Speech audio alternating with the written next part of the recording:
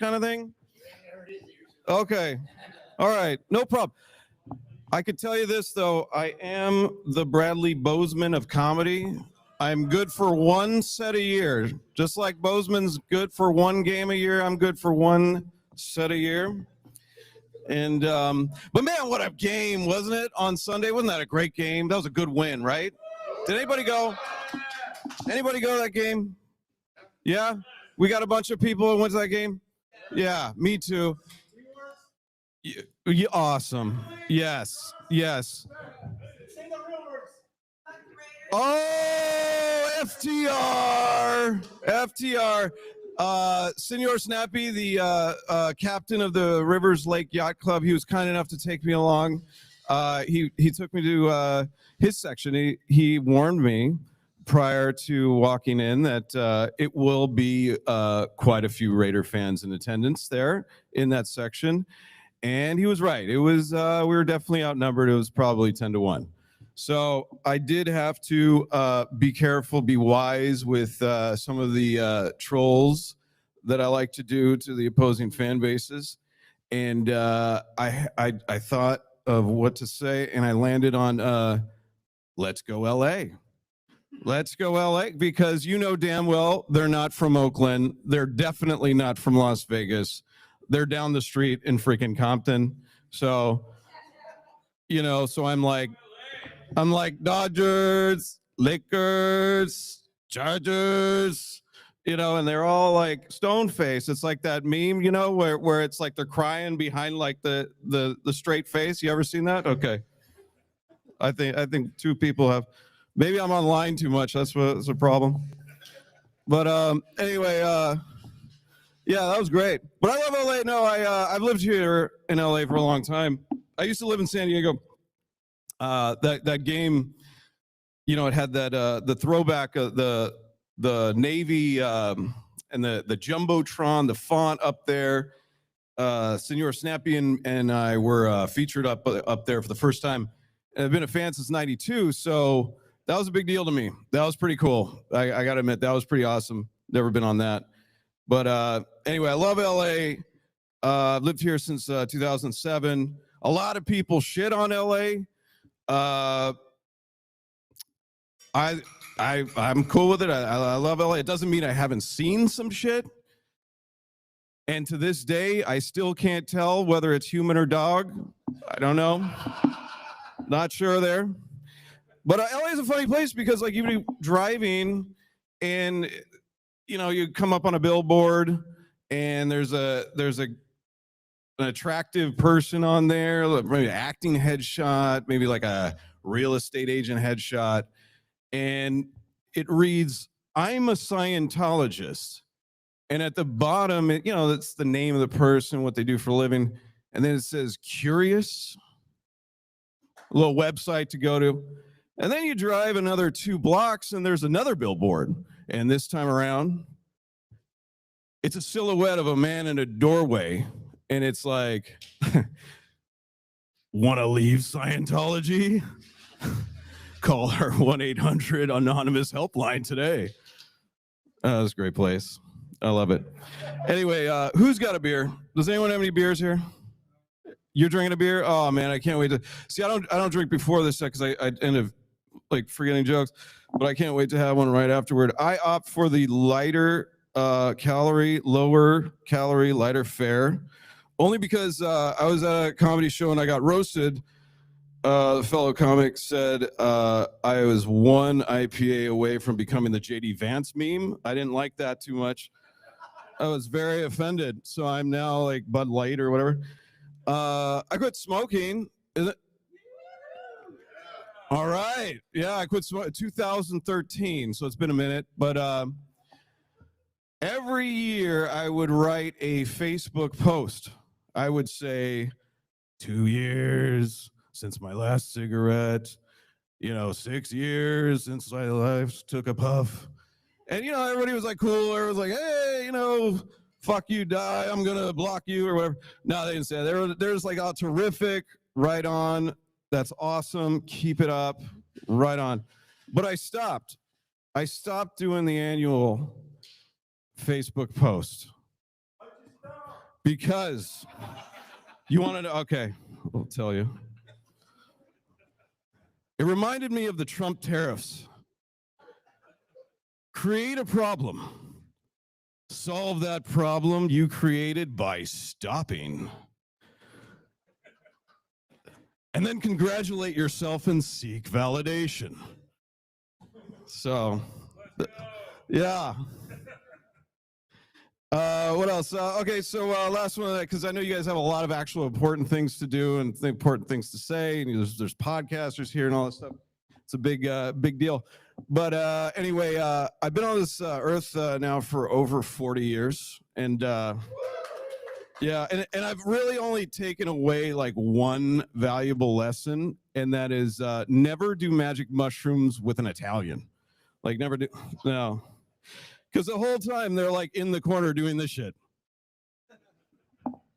Like the whole time. And then they come up with like hours later, this like semi-profound shit. They're just like, tonight I discovered finally the true meaning of pizza. You know, it's like, get out of here, man. We're not doing that. Anyway, I'm going to quit bombing, and we are going to have a great time up here with all these panelists. Who's up next? Who is up next?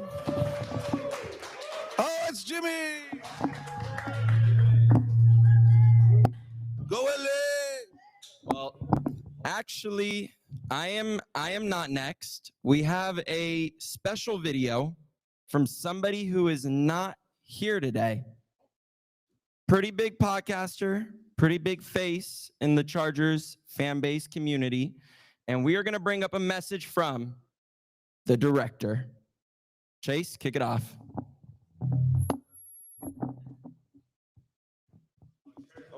What do I do?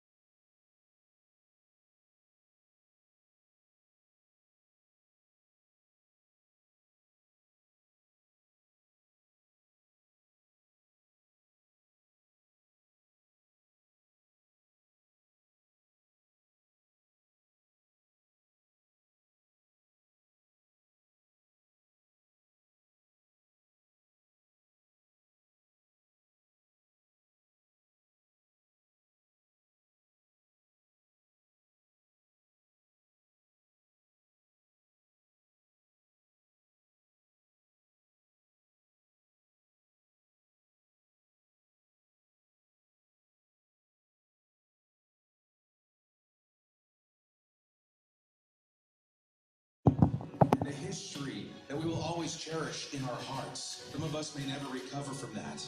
But maybe the worst one of all, that 3-year span of Brandon Staley.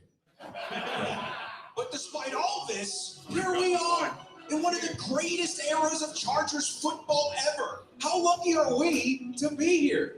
How lucky are we as fans to be watching our fearless leader, Justin Herbert, lead the charge every week? How lucky are we to see modern legends like Khalil Mack, Keenan Allen, Derwin James take the field? How lucky are we to have a GM who actually knows how to dunk over and over and over again? I mean, Joe Alt, Lad McConkey, Tarheeb Still, Omarion Hampton, Aronde Gadsden, are you kidding me? All in the image of one of the best football coaches of all time, Jim Harbaugh. Chargers fans, stand up.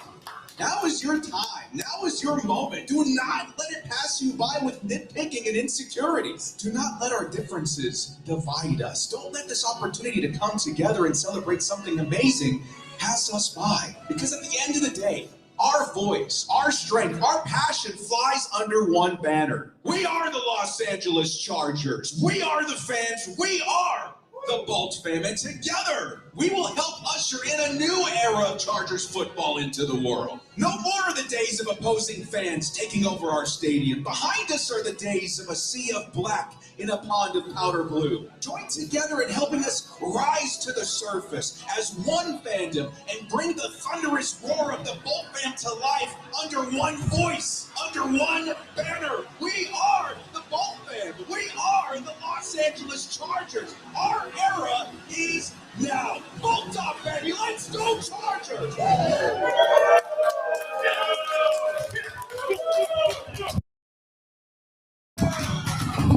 Let's freaking go. Are you kidding me, director? That was fire, man. I hope you're tuning in right now. We all freaking love it, and we thank you for doing that for us today. All right. So let's talk about why we're here right now. You know, I met Corbin, the founder and the originator and the namer of the Rivers Lake. And I see him walking by. Yeah, let's give Corbin a round of applause because he gave us a little piece. I mean, let's be real. Phillip Rivers has the greatest stadium statue among all players. It's one of one. It's a freaking lake. And when I met Corbin, you know, no, Chase, you can put the other graphic up. Thank you. When I met Corbin, we were at a camp with Derwin James. It was a youth camp, and I see him wearing this Rivers Lake shirt. And I'm like, that's awesome, man. What? And he's like, I'm actually the guy that named it. I'm like, okay, tell me more. And he's like, yeah, we got a group, we got an organization, we do all this fun stuff. So I'm like, all right, I want to be involved. So I end up meeting up with them, see this crew of an awesome group of people, and I get in charge of putting on events. So football fans, why wouldn't we do a watch party? That's the easiest event ever. Well, the thing is, we all have our pre-game rituals. We all like to watch our games in our spots, whether that's going to the stadium, whether that's locking yourself in a room like I do, whether it's going to your bar, whether it's hanging out with your club. Like everybody has their places. So we got to do something else to get everyone together. And being in LA, being near Hollywood, I see a lot of these fireside chats and these panels going on. So why not just copy that, call it the VIP Bolt Summit, and get together the biggest frickin' Charger fans in this nation. And here we are today. No, Chase, the other one. The other one. Almost, man. Third time's a charm. I love you, bro. Good jersey. Bozeman, baby. He's a Bozeman.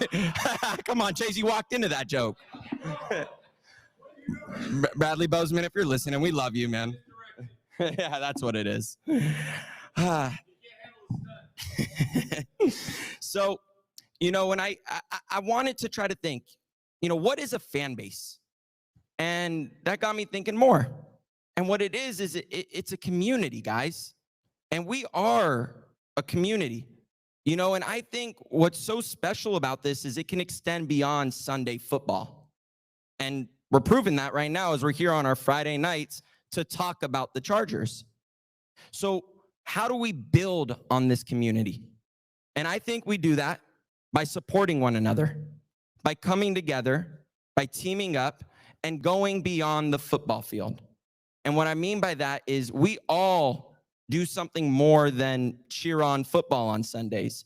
You know, we got Patrick the Bolt Tender who can help you with all your alcohol needs. Let's be real there. Yeah. Pretty much all of them. You know, everybody. Shout out Patrick. Hey, those are some great drinks. How about, what was it, the Dicker the Sipper? Okay.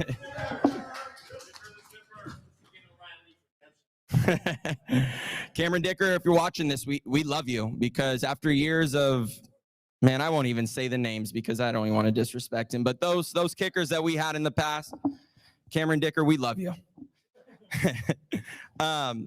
So again, it's more than Sunday football.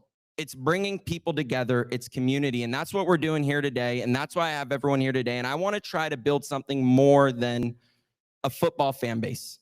I want to build a community where we can all support each other, where we can all come together to be Bolt fam. So again, let's get started with tonight. We are going to have a great panel lined up for you. We have some great podcasters, but before we get into that, let's start by thanking our sponsors. Since I'm already up here, we'll start by thanking Gerber Kawasaki for this amazing venue, this amazing space, letting us do this event here. Great tacos, great food. A little spiel about Gerber Kawasaki. I'm one of the advisors here. We do financial planning. And what that means is we help you reach your financial goals. So whether that's saving for retirement, planning to buy your first home, trying to donate to a new nonprofit with the Chargers that might be coming soon in a strategic way, you know, whatever your money questions are, tax planning, this, that, that's what we help with. And myself, I'm very passionate about the Chargers. So I made it my mission to help athletes. And in doing so, I made it my mission to help Charger fans alike. So everybody here today, Gerber Kawasaki is going to be offering a complimentary $500 financial planning seminar or consultation to answer any of your financial questions that you may have. Moving on to the next sponsor, I'm going to bring up Patrick. Patrick, you want to come up here and give a little slur? Come on up, Patrick. Hey, what's up, guys?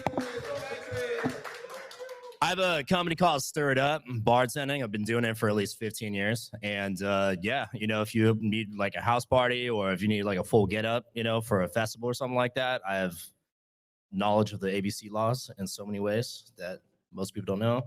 And yeah, you know, I do house parties. I do all kinds of like charity events, things like that. So let me know if you need craft cocktails, but also French wine consultation as well as beer consultation. Thank you. That's my spiel. Thank you, Patrick. And thank you for the great drinks tonight, Patrick. We all appreciate them. Corbin, you want to come up here and give a few words? Corbin bringing in the beers, man. Thank you, Corbin.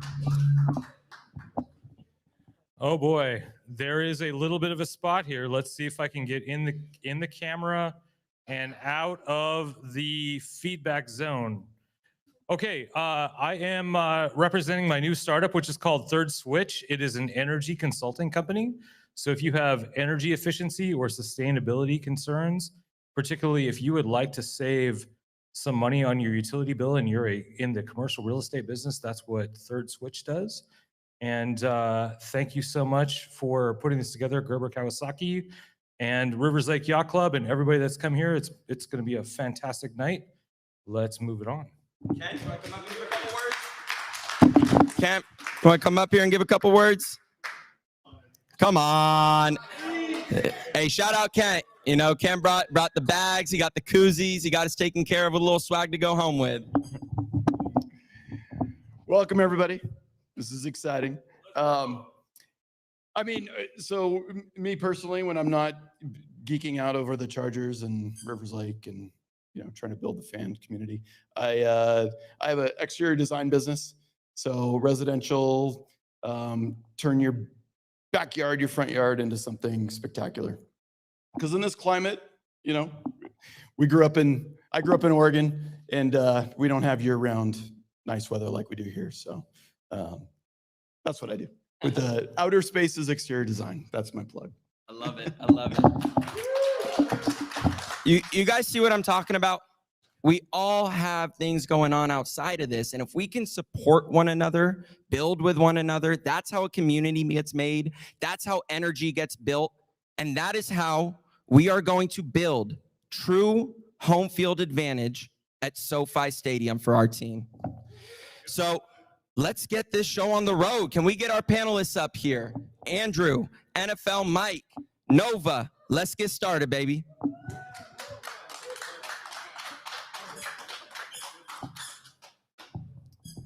All the mics on. I don't know. Nova, any particular order? Test. Check, Oh, Brody, check. you're joining us today? I am. I love it, man. Let's do it. So this panel is going to be broken up into two parts, guys. We're going to start off by talking the on-the-field stuff. You know, the state of the team within the organization, the coaching, the front office. We're going to talk about that for a little bit.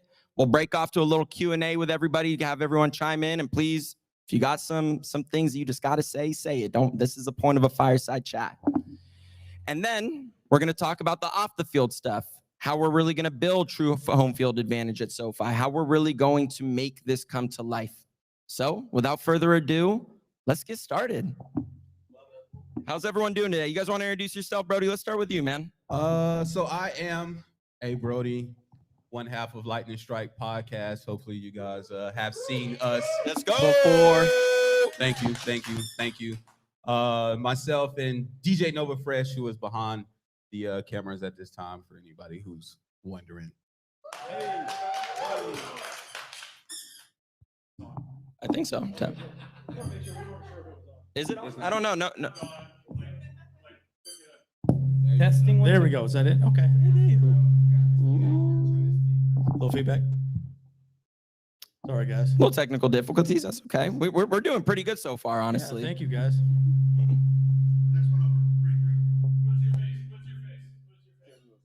So is that better? Yeah. Okay. All right, guys. Andrew Bull Bros. Shout out Mia. There we go. Good job. There we go. Good job. Sorry, guys. Yeah, I should have had this on before. Andrew Bolt Bros. I'm excited to be here. Can't wait. Been a Charger fan my entire life. Told the story a few times. My sister is here, actually. Bolt Sis. Let's go, Bolt Sis. Yeah, my grandpa took me to a game when I was 10 years old. I was hooked ever since. And after every season we don't win a Super Bowl, I want to drink a bottle of bleach and end it. But we started a podcast. It's awesome. Still a Charger fan. I will always be a Charger fan. Tramp Stamp Tattoo coming soon. To win that Super Bowl, guys. Real quick plug. If anybody wants a bleach t-shirt, the best, Big and Bleach back there. That guy, if you, Big and Bleach, baby. Let's go. NFL Mike? Yeah, I already have the tattoo, so I'm not gonna show you guys, but I already have it. You just have to trust me on that one. But I'm NFL Mike. Yeah, we gotta see it. What are you talking about? I create NFL content. You guys hear me? It's working? Yeah. Okay, cool. Making sure. But I create NFL content every day. So that's all I do is just make football videos. You guys want to follow me at the NFL Mike on all platforms. I'm a diehard Chargers fan. I've been my whole entire life, and I try to put a little extra Chargers videos. Hate on the Raiders a little extra. Of course. Always fun. Hey, we liked your video this week too. That was pretty good. Oh yeah, I got plenty of ideas for the Eagles, so stay tuned. Man, I'm locked in right now. did you hear what the Eagles are trying to do in Santa Monica? What? Apparently they're doing some rally trying to get, I think Darren Sproles might be there. I don't peer takeover. Yeah. In Santa Are Monica. you kidding me? I wouldn't wish I kid was you. lying. I wouldn't ever. They kid know you. the stadium's in Inglewood, right?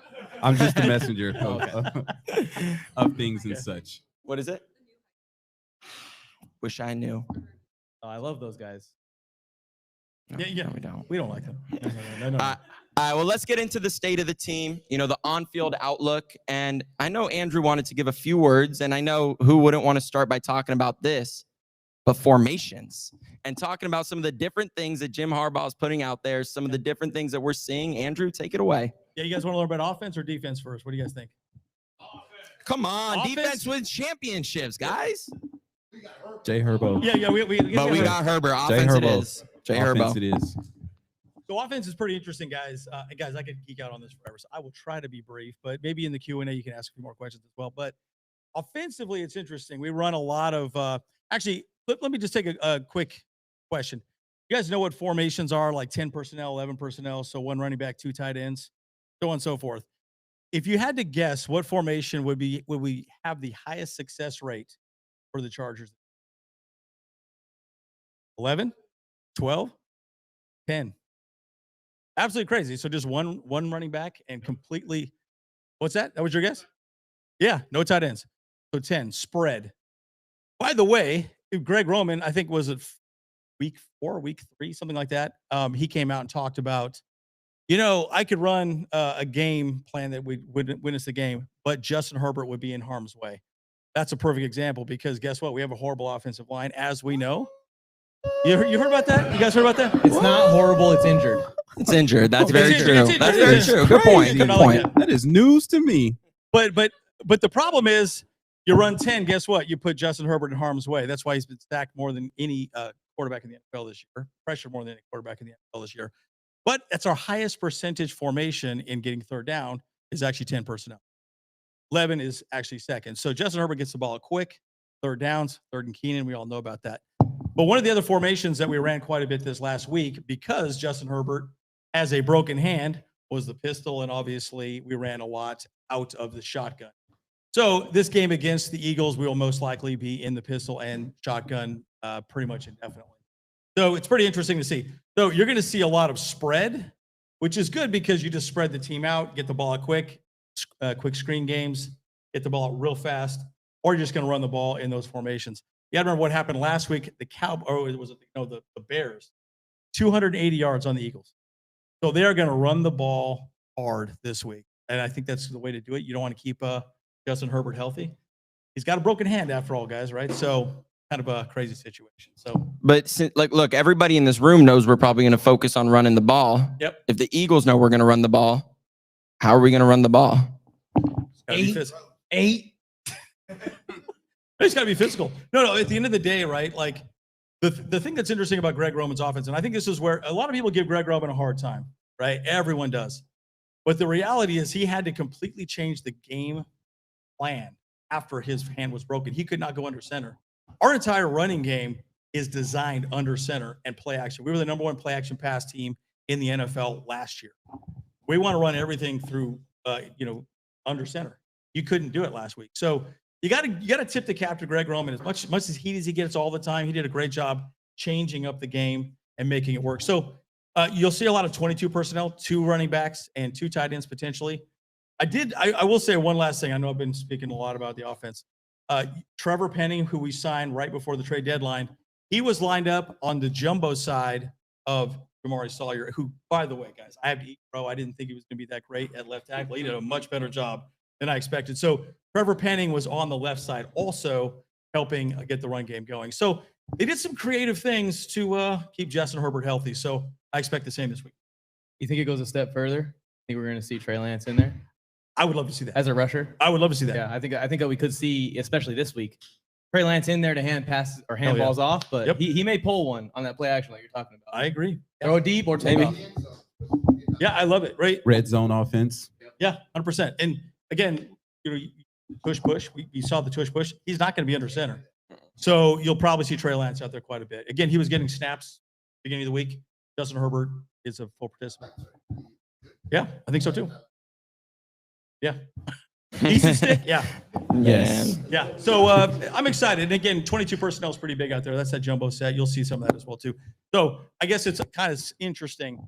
We're running either very spread out offense, kind of like a college type of offense system, or we just go power and just drive the ball down their throat. So it's either jumbo or spread, which is kind of interesting. Not a whole lot in between. Yeah, I agree. And before I get into the next question, how about that handoff to Kimani Vidal last week by Herbert, like doing it across his butt? Yeah. Herbert, we are so lucky to have that guy. Yeah. Let's be real. He's a stud muff. Gamer. 100%. Big dog. Brody, I'm going to pass this question to you. For sure. So, why is this team so up and down? After the, I know, very, very vague question, but, Harbaugh after the Jags game says, we executed nothing. And I just want to know, how does that happen? Is it youth? Is it a lack of depth? Is it coaching? What do you think the problem is? Why is it so up and down? Well, I will start this with the obvious is the offensive line. First 3 weeks in the season, obviously we were 3-0, and then we took our first big hit to the offensive line. And then from there, we've seen multiple, I think somebody released a stat today, 19 different offensive line combinations since week 3. So there's really no consistency with that offensive line. And hopefully after Sunday's win, this is the offensive line we continue to see for the rest of the season. But imagine going to wherever your place of employment is, and every time you walk in there, there's a different supervisor, there's a different subordinate. The janitor is not the same janitor it was yesterday. The people who turn on the computers aren't the same people. The people who write the checks aren't the same people. And you're just trying to figure this out week to week. I know everybody wants us to spend money and go get this and go get that. I've said it 1,000 times on our show. What this offensive line is what you're going to get week to week. So we as Chargers fans have to deal with that. We got to eat that. Some days it's going to look like it did Sunday. Some days it's going to look like it did it versus the Giants, versus the Jaguars. And we just have to be able to pivot in real time with the consistency and just keeping this group together and rolling out the best product we can week to week. So what's the most realistic identity for this team today? And any of you three could take that one. Justin Herbert. It's a great answer. He's it. I mean, I Broken think, hand I or think not? inside the actual room, they look at their identity kind of being through the rushing attack and stuff like that. But if we look at what comes out each game, we get into the middle of the game in the third quarter, fourth quarter, and it's close. We lean on one person. So I think it's Justin Herbert, the heart and soul of this. I couldn't agree more, honestly. Now, let's switch the question a little bit. What are the 2 or 3 players that you think can really step it up? You know, that have the biggest opportunity to make an impact if they were to step it up on our team today? As far as like underrated players that might. Yeah, like who are the 2 players that can really elevate this team to the next level and take us not only to the playoffs, but through the playoffs? I'm going to say it now. We're here at the Bolt Summit, the VIP Bolt Summit, but Trey Harris is going to be a special player. And we haven't seen it yet. Solid. But if he put on his tape, Shout limited out snaps Trey. he's gotten, he does everything that Harbaugh wants him to do in between plays that he's not getting the ball. And when he runs routes, you get close to him in training camp. Like this kid can really ball. And I think that he's one of those rare wide receivers that can do it all. He reminds me a lot of Keenan Allen when it comes to the timing stuff with Herbert, but I think he has more wheels than Keenan even has down the field. We start to get some more playing time for him in the future. I think he's in a perfect spot to learn too and grow. Absolutely. So I think that Trey Harris could be something special for us. And how about in the that future. block on that Very same Kimani underrated player? blocker. Amazing. Yeah. Very underrated. That's what blocker. Harbaugh wants in a receiver, man. And QJ, shout out to QJ too. Say it gotten better. again. He's QJ has gotten better. been Wait. One A more lot. time, NFL Mike. Say it again. Huge shout out. QJ. Huge shout out to QJ. Hold on. Huge shout out. You didn't. It's still not quite enough energy on that. Huge shout out to the 6'4" monster that lines up out wide and wears number 1 for the Chargers. Honestly, hey, we all should owe him a little bit of an apology. 'Cause Yeah, I can look 100%. at all your Twitters. Yes, I you know y'all all. were talking crap. Yes, you all owe him an apology. Whoa, Yes, were you did. defending him back Yes, you all. Yes, you all. You were. I was on I the- spent a day at training camp Sean just Merriman. following QJ around, just trying to convince Chargers fans that he hasn't dropped a pass this entire practice. Yeah, I mean, he- that's Yeah, It's he's it's done That is uh very it's, true. It's the media. Yep. Yeah, it's the media, man. Like like you mentioned in NFL, Mike. And we was talking about this way back in the summer. QJ would catch 14 passes. He would drop one. And it was The a big media one. will only show Yep. the one. Yep. Like he's deep balls, everything, crossing patterns. He drops one, and that's the only thing you would hear out of training camp. So I blame the media for much of what happened this summer, but he's been balling out this year. Yeah, Yeah, shout out to Selin J. Law, also our wide Absolutely. receiver coach, to work with him extra hours to get him where he's at. You know, the one guy I would say is Amarian Hampton. He said, I think Amarian Hampton. Him coming back this week will be huge, especially since we're going to try and run the ball as much as we can. I bring that up largely because I do think Jim Harbaugh and Greg Roman wanted a 1-2 combination. Think about it. We had Amarian Hampton, then we had Najee Harris. Both of them went down, and they haven't had that. Guys, remember, Kimani Vidal and Jared Patterson were not even on this team when game one. They were gone. So, look, it's amazing what they've been able to do with a 5-6 running back. And Kimani looks incredible. So the good thing is, I'll just say this. The Amarian back, you got a big, you got a hammer. You got more lightning with Kimani. So it's exciting to have a 2 running back, offense. And back to the QJ thing. That's a great point. I think I agree with you 100% there. But back to the Thank you. QJ thing, something that we can all do differently. I mean, imagine you mess up at work. You have a bad day. You send the wrong email. You mess up, whatever it is. And Fire. you're just getting ruined online. You think you're going to come in the next day and just perform well? Yeah. It's That's me every day. mentality. That's Couldn't imagine. So again, it's on us too to bring up the guys on the field if we want to see them perform better. Yeah, Think 100%. about when you work in your place of work and your manager brings you up and makes you feel good, makes you feel like you're doing something right. You're going to perform better. Yeah, and he's Yeah. he's a great fit for this team as well. When we talk about mentality, what Harbaugh wants as a culture, and this guy just goes out and works hard no matter what happens. So Good is or this- bad? That's exactly what Harbaugh wants. I know Harbaugh loves him. I know he loves him to death. Absolutely. I think that QJ, if the price is right, QJ, Ladd, and Trey Harris are the wide receivers. 100%. Whoa. 100%. Wow. 2 for 2. Are we going 3 for 3? Maybe even Concur. KLS. Yeah, I agree. I'll go Definitely. 3.9. I don't know. I feel like there's right now we're in the good phases of it, but there could be those hiccups that can hold us back a little bit. Another one who's secretly, I think, going to be a franchise player is RJ Mickens. But I Yes. want to go that. Love solid. Mickens. Go that- Yeah. go that- Shout out He's Mickens, played man. great. Yeah. All right, Very good. let's shift gears a little bit to the front office and the organization direction with the team. Next year, we're going to have $110 million in cap space to A lot of spend. cheddar.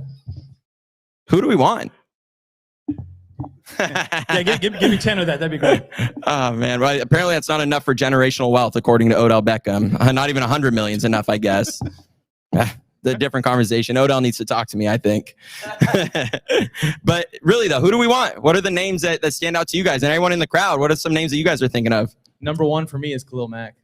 Really? Bring him back, please. You want Bring back Mac. one more Give him- season. Give him his money, whatever he wants, just for one more season. Yeah, I like that idea because he's a leader there. He's a quiet leader. Everyone talks about him. Another guy I would like to see back is Keenan Allen. And everyone says, well, you know, he's getting old, but I see third and Keenan. He's awesome. And you probably bring him back pretty cheap. I couldn't agree Now more. you're talking like free agents and stuff? Yeah. Oh yeah. I know we got the Bozeman thing going on and everything. I love Bozeman. I would love him to stay on the team as a backup center captain even. I'm cool with that. But the Ravens are in a contract dispute with their center right now. Happens to know Joe Ortiz pretty well. So if Linderbaum hits free agency, the Chargers should show up to his door with Brinks trucks. Multiple. Yeah, I like that idea too. And it'll be interesting to see if we re-sign Zion Johnson as well. We did not pick up his contract or his option. So curious to see if we sign him back. I would think we would. He would be a good depth piece, but I think picking up another left guard would be great too. But Kai looked great in this last game. Actually, the whole offensive line played great last Yeah. game. But They did. I would say this, I'd like to see another left guard there in front or compete, a little competition for time. I think just off the rip, it's got to be offensive line help. So whatever money that we could spend bolstering up our offensive line. But what I will say is to caution our Boat fam faithful, right? They hear the $110 million salary that we just got in waiting, and all they think is names on the back of the jersey. Soon as whatever free agent list comes out, we're all at the top of it. Sign this person, sign this person, sign this person.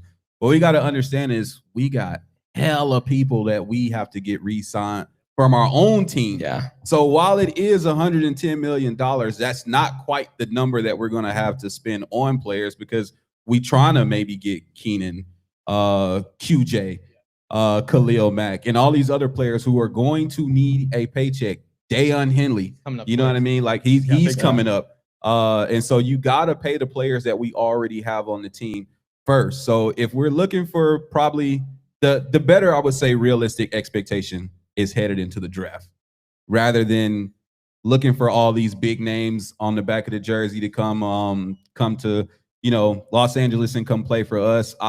I'm banking on us hitting a home run again in the draft like we've been able to do for these last 2 seasons. I love it. And it just seems like the team, at least the strategy so far with Harbaugh, has been to get quantity and quality versus just quality. So they kind of want to get players that fit their scheme, fit what they want to do at practice. Tony Jefferson's a great example of it. We just pulled him He's out of amazing. nowhere, Dude, right? old That- man that's Tony kinda is like- killing it right now. San Diego It's kind of legend. been like It's a an unction. story of Chargers free agency has been kind of those veterans that we know, that Harbaugh knows, that John Harbaugh might know, that some kind of connection there. So I expect that to continue, although I think that there is a slight chance that out of nowhere the Chargers shock us because Harbaugh is getting up there in years. We are running out of time. There might be a little bit of urgency at some point in the next few off seasons where they go, hey, we need that big time fill in the blank to take Jamar us- Chase. Edge rusher would be a big one. I Jamar don't know Chase about would be amazing. receiver. Could you imagine giving Herbert Jamar Chase? We're Like, just Yeah. He still so loaded doesn't at have the receiver. time to get it to Jamar Chase. So my question in the Crazy. draft, though, I know this is a little off the subject. Do we trade our first round pick back and get more picks in the second round? Because we only have 6 picks next year, and we've hit on a lot of those late picks. So do we trade back and get more picks in the second round, maybe third round? What do you guys think? Real quick. I I think you don't- always take I what think the it board depends where gives we. you. I think it depends where we end up. If we end up in the 20s. I mean, if there's pick 32. it's weird Yeah, every pick- year. we want pick 32. That's what we Yeah, want. every year you end up in a spot where the quarterbacks are sliding and you're always watching that. But Yeah. I just don't feel like usually 20s. A lot of teams are trying to make huge moves, but we have seen it. We have Yeah. seen it. We've seen the Chargers do it too Yep. with the Kenneth Murray trade. So it's happened in that range. Yeah. He's playing good for the Cowboys right now. Yeah. Solid. Shocking. Anyways, I do think we might trade back. So The crowd did not like that yeah, one. he's like, I don't think so. Better. He's playing better. Let's say Yeah, that. yeah. Not great. Good. Good. Playing still. He's still a starter. He's on the field, guys. He's on the field. Yes. It is hard to be a starter in the NFL. I will say that. Yeah, that's the Telesco roast I've been. Hey, don't. Hey, let's not badmouth Kenneth Telesco Murray too trade, quick, But we forget about that. You talking about Ron Tabasco? man. Tom Telesco. How do we feel about Tom Telesco in here? Is this a? Is Make this a some noise We for like Tom Tom. Telesco. Are you guys serious? I mean, oh yeah, there we go. He There helped you him go. Hey, back you bring more. Brock Bowers, Austin Power. What was that guy's name? He The drafted Yeah, Brock yeah. Bowers when they had Michael Austin Mayer. Powers. Yeah, baby. They already had Michael Mayer and he drafted Brock Yeah, Bowers. and Make Brock sure we Bowers- add that note into the draft. you pick. take talent, and Yeah. Tom Telesco. Hold on, let's give Tom Telesco some credit. He is pretty good at finding talent. You got Yeah. Herbert. You got Herbert. He got Herbert. I would have picked Herbert too. I mean, I guess. I know a lot of Charger fans, including myself, kind of wanted Isaiah Simmons that year. Yeah. A lot of people did Yep. want him. There was a lot of names on the They board, did. so it's a lot easier now that we've seen Herbert play. And of course, I loved Herbert too. But Tom Telesco, I feel like does get a bad rap in our community, and it's like he's gotten guys undrafted free agents like Austin Eckler. We don't want to talk about that. I don't usually give GMs undrafted free agents. Do you want to give him signings like Casey Hayward? I guess that's a good one. Yeah. That was a pretty good one. He turned out a two-time Pro Bowler, borderline All-Pro. I don't want to get into Tom Telesco debate here because it's going to get ugly. It's going to get ugly because Okay, look, I'm a little those bit. teams weren't good. There's a lot more to a team. There's coaching, there's front office, there's all that. The reason I'm a little bit this biased about Tom Telesco is, honestly, he's a big reason why I'm here today. And and the reason is Pry tail. he drafted. Very biased opinion, but no, seriously. Undrafted, by the way. Highly biased. Greatest undrafted free agent signing. But no, when I was growing up, I always wanted to be an NFL GM. And in high school, I was like, you know what? Why don't I just try calling the Chargers front office? So I called and they didn't answer. So I emailed and they didn't answer. But I'm persistent. So I called again and again and again. Weeks later, months later, whatever it was, I get a random call, 858, and I answer it and I say, hello. And the guy goes, hey, is this Jimmy Bishrat? I'm like, yeah, speaking. Who's this? He goes, hey, this is Tom Telesco, the GM of the San Diego Chargers. That's awesome. And I'm like, no freaking way. Like, this is work. Hi, how are you? And he's like, hey, I got your messages. I want to see what I can do to help. And I'm like, well, it's my dream to be a GM of a football team. I was, by the way, a little bit of backstory. I'm not athletic. Like 2 left feet. I played golf in high school, like not athletic at all. But I love sports. I love the Chargers. I love my Padres. And I always wanted to be a GM. So I tell him that. But I'm like, I don't think it's realistic. So I'm going to go get my law degree and I'm going to try to become a sports agent. And he goes, Jimmy, let me stop you right there. You have a better chance of sitting in my seat right now, being the GM of the Chargers, than you do of ever making it as a successful agent. And the reason he said that is there's more agents in the league than there are players. And I'm like, damn, okay. So he goes, go do whatever you're passionate about in college, if that's finance, because I told him I like stocks, and work within the sports organizations. If you're going to SCSU, just work within sports. So I'm like, that's perfect. So fast forward, I go to SCSU, couple years into college, I'm doing something for the baseball team's analytics department. Sports get canceled. Because that was during COVID. Sorry, I don't know if I mentioned that. And I'm like, damn, now what? Can't be a GM, can't do this. Well, that's when my generation got into investing with Robinhood and doing all that stuff. That's when NIL started, and I start noticing a lot of these athletes have questions about money. And I'm like, wait a second. Why don't I help athletes and people with their financial planning, with their investing? And the rest is history. That's how we're here today. So, I have a soft spot for Tom Telesco. All you guys might not, but I'm a Tom Telesco guy, and I hope I can change your minds on him today too. I Shout got out to Telesco. How many more Shout out to drinks Telesco. we got back there, Yeah, Pat? exactly. You wanna- I got a good story though. I'll add a story on that as well too. Let's hear it, Andrew. So the bottom line, again, I felt the same way about Tom Telesco, but I met Joe Ortiz at Thunder Alley, literally right next to Let's Taco About It. We all know where that place is at, free tacos. Shout out, Let's Talk About It. But anyways, he was there. He was getting mobbed by everyone. Joe Ortiz, literally, people were just forming him. I was one of them as well. And I was like, because I was kind of just geeking out about him. I was like, so cool. I got to talk to him. I said, man, you're doing such a great job. I love it, man. You're making all the right moves, blah, blah, blah. I said, you're doing such a better job than Tom Telesco. He stopped me dead in my tracks and said, hey, Tom's a good. Okay, cool. Anyways, you're doing a great job, man. And I just kept talking, and he's like, he said, but it just goes to show you, everyone's got their back, right? You're a GM, and it's a hard job, and he did the best he could. The one other thing I would add to this, guys, as much as we want to hate on Ron Tabasco, I like to call him Ron Tabasco. It sounds funny to me. But you got to remember, he's not the only one making the decision on the draft, right? And also picking players. I promise you, Brandon Staley was like, I wanted. You're thinking of the cornerback? The cornerback, Jackson. Is it Jackson? JC Jackson. JC Jackson. There we go. Rumor has its ownership wanted him too. I don't know how true all that is, but there's more. Like there is more people making these decisions. Exactly correct. So you got to remember, it's not just him making. He's not the one sitting there picking people off the board. A lot of people in that room making that decision together. So it's failure by committee. Maybe is that the right way of saying it? He held the job for 10 years. I mean, yes, he did. Three different eras, three different coaches. And let's be real, like you guys all went into the seasons thinking, I like this roster. Yep. Rivers, LT, Everybody. Gates. Like we had some ballers. So, and maybe some of those draft picks weren't his. Yes, I get it. But we had some ballers. And he's been through three different eras, three different coaches, and it's more to that. There's injuries that happen. There's a lot of, like you said, people in the decision. So, I can assure you 50% of this room posted that picture with a cigarette in his mouth saying Tom Telesco's the GOAT. And shout out Tom Telesco. Can we get a round of applause for Tom, please? Here we go. From boos to claps. Okay, yeah, Tom, fine. if you're listening, man, thank you for everything. Shots for everybody.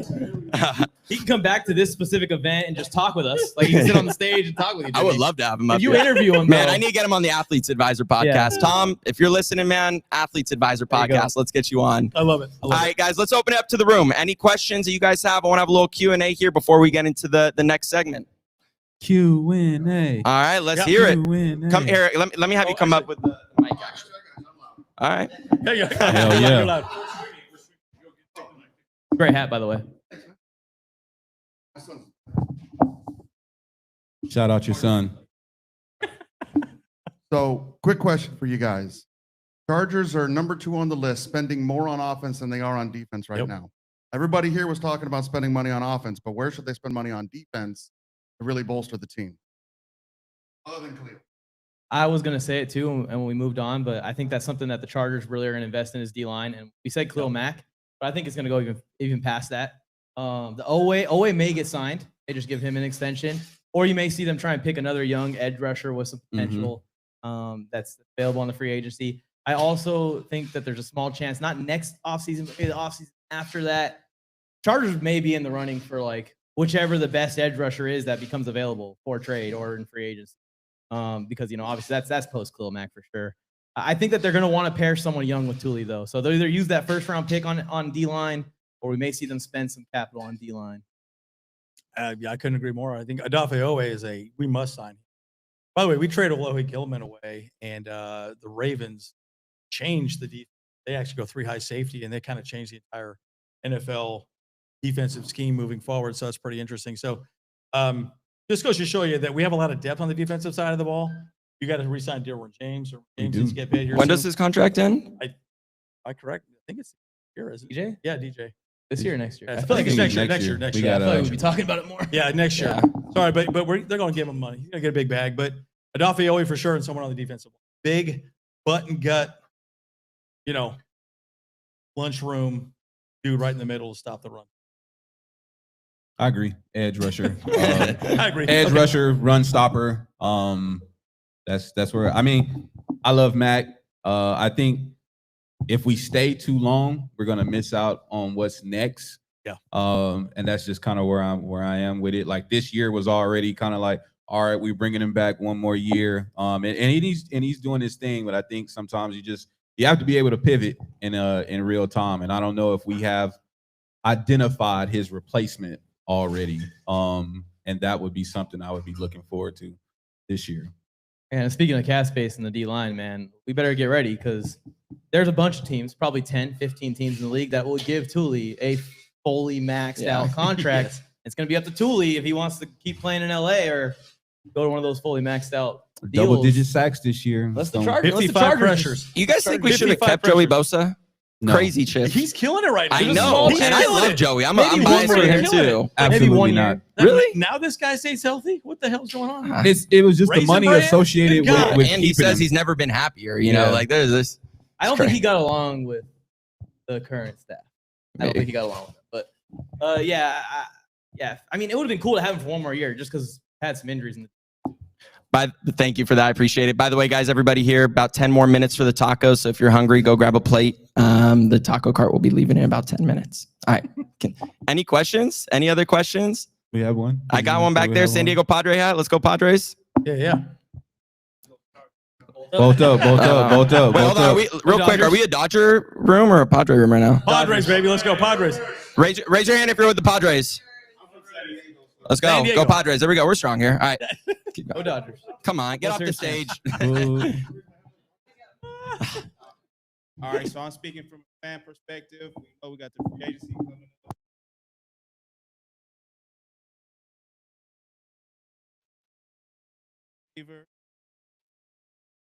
Answer as far why right now? Yes. Imagine giving Herbert like a real guy to throw to. And look, I love Keenan. He's doing great. Lad McConkey is Are awesome. the rest of the guys not really? They're there. They're good. But are they like? Imagine if he had a Justin Jefferson. I mean, again, it's the name That's a on the good back question. of the jersey that you're looking at. What you don't understand is where those people currently are might be why that they're so successful. Like a Jamar Chase, right? Jamar Chase is successful because T. Higgins is on the other side of that field and draws so much attention that when you decide, to play a certain style and leave him one-on-one on an island because he demands so much attention, that's why T. Higgins didn't leave. I don't know if y'all remember back in free agency, we were all on the T. Higgins train. That's our number one wide receiver. T. Higgins didn't want to leave because he knew he wouldn't get a better situation than the situation that he's in. And I think just with the wide receiver core that we have now, like you already mentioned, Trey Harris is going to be that guy. He's coming. We already have Lad. And how many people knew who Lad was last year before Lad became Lad before us? If you didn't watch SEC football, you didn't know Lad until he just started doing what he does on the field. We still have KLS, who is a healthy scratch. Yeah, I agree. Week after week. And so and he's still, everybody was a KLS fan in training camp, right? We talked Big about time. that all training camp. The Trey Lance to KLS bomb that you saw every training camp practice, and everybody's like, oh man, these guys are there, they're killing it. So we already have the talent. If you go get somebody else, you just keep pushing these guys further down the depth chart without actually giving an opportunity to evaluate them. So it's like, I think we're good on our wide receiver core. I think we've knocked it out the ballpark on that. And we keep a few veterans around, like Keenan Allen one more year, who's still balling out, third in Keenan. If you know, you know. But I definitely don't go spend no money on trying to get such a high acquisition. You're going to leverage the franchise if you do that. We're going to have to pay so much money to bring in a person like that. And there is no guarantee that they are the person that they were with their current team with us.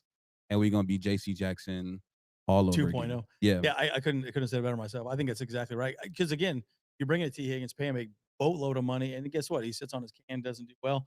End of the day, it doesn't matter. I think our wide receiver room is perfect, and I think you need to spend money on the defensive line and the offensive line and just build the. But does it not scare you guys? Like last year, our wide receiver room was Decimated. subpar. Yeah. But now it's like we bring in, Keenan to come in, and we all look. We all love Keenan, but Yeah. he's getting there at that age. And if he keeps performing, I hope to God I can watch him for the rest of my life. But that's not the case. It's almost perfect for him. Yeah, we did. Yeah, I was about to say, I wish we could just do a Trey Harris film Yeah, study exactly. right now on the street. I watch him against this guy. Watch him run the slant route Killing and it. get wide Very open. true. But yeah, I agree with them. I think just keep using late draft picks on guys that they really love that have high potential, like a KLS. The Chargers have set themselves so well at that position. I know it seems like we don't have a lot of players there, but like the Chargers are going to have multiple 1,000-yard receivers. Yeah, I'll leave one last thought. We did just let go of Luke Grimm on our We did. practice squad, and I did a whole video on this, and I basically outlined the fact he's a very, he's undrafted free agent. Yeah. From Kansas Great Very player. good though. Absolutely. He's same size as Lad McConkey. Mhm. Probably could even be our punt returner next year. Darius Davis is pretty small, but he couldn't find the field. He couldn't even stay on the practice squad because our wide receiver room is so deep right now. So Brandon Rice. Brandon Rice is gone too. Yeah, another person. So my point is, like, I just think we have plenty of talent on the wide receiver. I just think we need to be able to get nasty up front on both offense and. Lastly, on the wide receiver note, I don't know if you heard of this one tight end that we got, but he's a rookie. His name's Oronde Gatson Jr. Oronde Gatson Jr. He's definitely the future at tight end for us. So we have weapons galore. It's really just getting J10 the time to get the ball to these targets. But shout out OG, man. I know everybody became an OG fan. He's basically another receiver. Like when you're saying Exactly. we go out in these He spread is. formations, Yep. we have one tight end on the field still, we still can go into spread. And he is a wide receiver converted to tight end. Exactly. That is his natural position. He's just big as hell. That's actually why he slipped in the draft too in the 5th round, just because he wasn't really a tight end, and a lot of people didn't think he could block. So he did a really good job coming in, actually blocking. He did. Halfway decent, He did. but he still lines up in the slot a lot. So yeah, he's a wide receiver, / tight end. Late So, round. Yep. Not really a tight end. Exactly. So in some Sounds NFL offenses, familiar. he doesn't quite fit. So that's the interesting. Any other questions before we shift gears here? Let's hear it. Take the mic real quick. Can you see LaDainian Tomlinson being the head coach after Jim Harbaugh? That'd be sick. Of the flag team, they do the celebrity game every year. Yeah, the celebrity flag game. Is he still with NFL Network? Does he still do NFL Yeah, Network? he's stuff? Shout out I'm LT, pretty sure. man. Shout out is the LT. man, Great by the way. team ambassador, man. He's always Yeah. at the games and just around with team activities. And for him to be at the caliber of, being a Hall of Famer and just coming back and being around as much as he is, like definitely shout out to him. I will say that on that note, though, I love what Harbaugh did with the players. He brought in a lot of legends to practices. Like there were practices where Sean Merriman's out there helping coach. There's Yeah. practices where just random guys are out there. Navarro Bowman is on the coaching staff. A lot of people forget that. And he's a former Hardwick stud. too. Yeah. Hardwick. Stud of a linebacker. Yeah, Hardwick's on the coaching staff. He's a former Chargers legend as well. Another guy that I was super excited to see at training camp every single day we were there. Jaleel Adai out there helping. I know Yep. he's a commentator now, but seeing the hitman just walking around out there was awesome. So I love what he has done to include the legends again. I feel like there was a separation between the Chargers and the Legends for like a good little Yeah. period there. Yeah. Like the LA I move agree. kind of like For made a little bit of sure. a split. Burn some bridges. Yeah, they did. Please. And then I'm going to ask you to come to the stage and talk a little bit about Rivers Lake Yacht Club. Well, you're next, brother. Brandon Staley said, I quote, Brandon Staley said, it's all about relations and competition.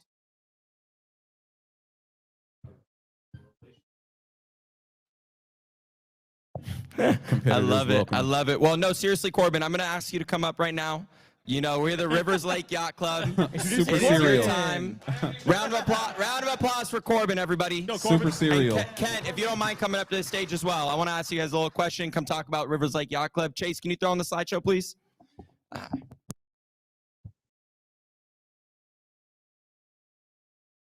All 4 mics. Every single one.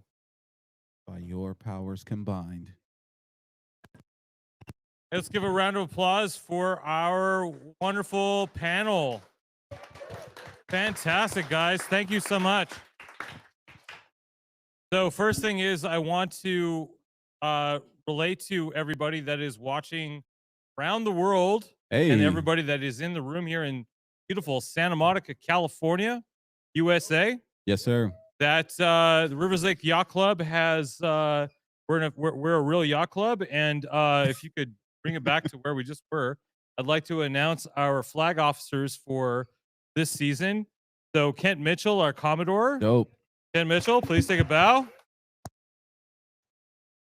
That's me. I'm the Commodore Emeritus, which means that I started the thing, but I'm not doing much right now. Jesse Montiel, he is the Rear Commodore. He's responsible for our tailgating scene. Jimmy, of course, our social chair, who did this wonderful event tonight.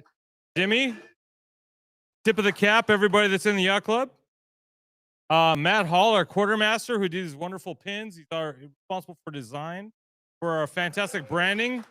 Matt Hall, thank you. Tony Lishka couldn't be here tonight. He's in Oregon. He is our sergeant at arms. He's responsible for keeping Rivers Lake on the map. So if you look up Rivers Lake and you can find it, it's Tony Lishka.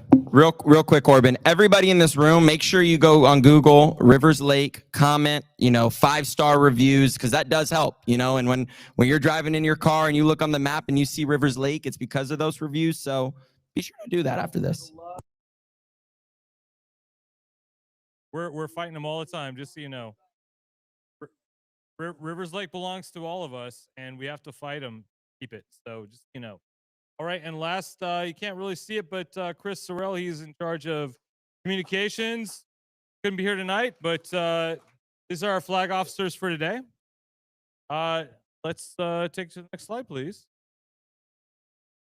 So, gonna do a quick review of the Rivers Lake Yacht Club and of Rivers Lake, and here's why that's important to everybody here. Even though I'm slurring my words, Kent, you might have to take.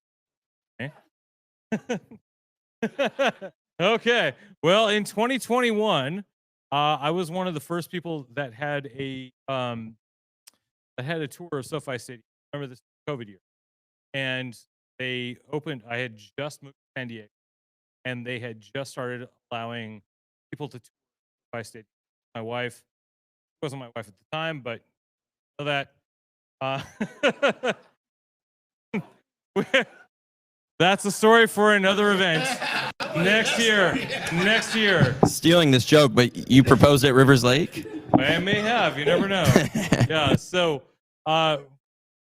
Drew. Next subject. Next slide. No, keep it there. No, don't listen to him.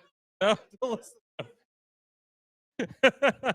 Okay, so the story of the Rivers Lake Yacht Club was a joke that I have really committed to keeping for like 5 years now. It started with going to very first. Anybody could go to, obviously marketed fans. We go into SoFi. Like if you weren't working, you weren't in deep in the Chargers scene, you couldn't go there. You couldn't see it. Photo of my wife in front of the lake, and I called. A few months later, some of now my best friends picked up on this. They made it viral on X, Reddit, and they had the idea of people to lake. That became a thing. Here's why that's important. Okay, it's a joke I had, and I've been in it for 5 years. I've turned it into actual. Here's the why it's important. Because it's something that us that care about the church belongs to us as long as we call it River Lake. Stop calling it River Lake, it becomes like a thing. They can just that is paying rent for the day, because that's how that place is. All got digital marketing, everything, all the sign. That is meant to fit cultural connection. That belongs. That's belongs to Chargers. That belongs. Let's keep calling it River Lake, and that. Our main purpose is advantage. That's our real goal. That's what brought everybody here together today. Is something. Go to these games and not to get. Well, not in the minority games. We are in the minority as long as we're together, and we together, and we all stand together. We're no longer minorities at the games. And actually back going up against next Monday the most toxic fan base in right. So this is the time for the Rivers Lake Yacht Club mission. We're not a club, but I just wanted to let you all know like what we're about. We're all about making tools for everybody.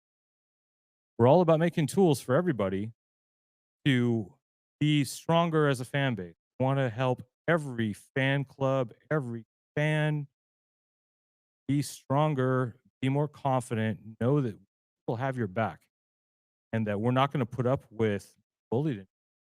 Like, we're going to take over LA. Chargers belong to LA. Talk that talk. That's it for me. Thank you, Corbin. Kent, you want to say a couple words? Yeah, I mean, I got involved. You know, I was one of the thousands of people who put a fake review on Rivers Lake on Google Maps. Real. I mean, it was a real review, yeah. But, you know, you're talking about camping with your family and Hold the mic. you know, playing with it and playing with Rivers and all that. So I'm at some tailgate and I see the Rivers Lake Yacht Club banner and I'm like, I know that. So I duck in and find out that Corbin grew up where I grew up and we hit it off. And then he's like, you know, inviting me to a Zoom call and he says, we're trying to paint the town powder blue. He wants to paint Southern California powder blue. And I'm like, because I became a fan. I grew up in Portland, Oregon. We didn't have a team. You know, I have no affiliation to anything. You know, the Seahawks were dog shit. So you know, I had no attachment to anything. And then, you know, I started going to games. And when they moved to LA, you know, there was this overwhelming attitude that the Chargers have no fans. No fans. Like, you know, that was the media statement. And it pissed me off because, yeah, we couldn't fill a stadium. I went to plenty of games in San Diego and you know, they weren't filling stadium. But I'm like, there's lots of people here who are. And so any event that they did, if they had a media event, if anything was happening. In fact, I met a bunch of people. I got involved in Die Hard Bolt Club because they said, hey, we're going to be at the Hollywood half marathon or 5K or something. So I, you know, participated in that and met people, and I just felt like I needed to be a powder blue shirt in the crowd. Just one more extra body. And so when I see Corbin talking about painting the town powder blue, I'm like, that resonates. Like, I could be a fan of the team, and a lot of people like to go to the games, and I'm rooting for them.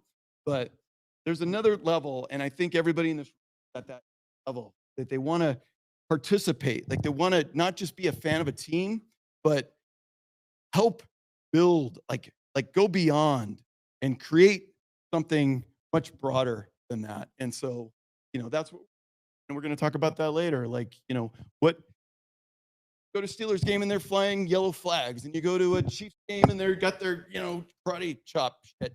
And like, what do we have? Yeah. The bowl? Yeah. So let's all come together and figure out, like, let's build it. Let's build it. We have the opportunity to build something new. And that's what's exciting, and that's what I hope we light the fuse today to get to that place. And what Kent's saying is actually really cool, because we could do this together. Like, we are the biggest fans. We have a lot of reach to a lot of other fans. We can go to games on the first Sunday, pass out flyers, tell them what we want to do, and we could start something. We could create our own chant. We can create our own chop. We could create whatever it is, and we can do that together.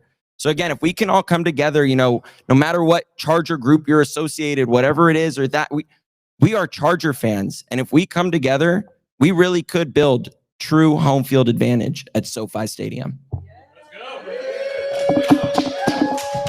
All right, Patrick, you want to come up here and talk a little bit about Boltropolis? Question in the back.